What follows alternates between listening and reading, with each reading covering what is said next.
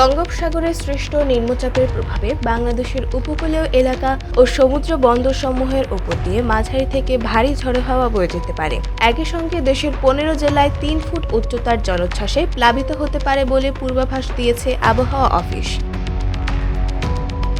আবহাওয়া অফিস জানায়, নিম্নচাপের কারণে উপকূলীয় জেলা সাতক্ষীরা, খুলনা, বাগেরহাট, ঝালকাঠি, পিরোজপুর, বরিশাল, বরগুনা, পটুয়াখালী, ভোলা, চাঁদপুর, লক্ষ্মীপুর, নোয়াখালী, ফেনী, চট্টগ্রাম, কক্সবাজার এবং তাদের অদূরবর্তী দ্বীপ ও চরে ১ থেকে ৩ ফুট অধিক উচ্চতার বায়ুতাড়িত জলোচ্ছ্বাসে প্লাবিত হতে পারে।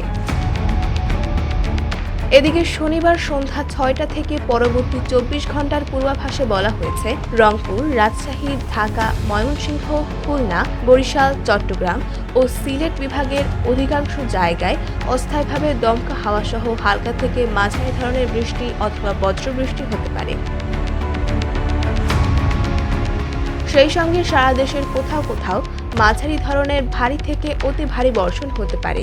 এ সময় সারা দেশে দিন এবং রাতের তাপমাত্রা প্রায় অপরিবর্তিত থাকতে পারে।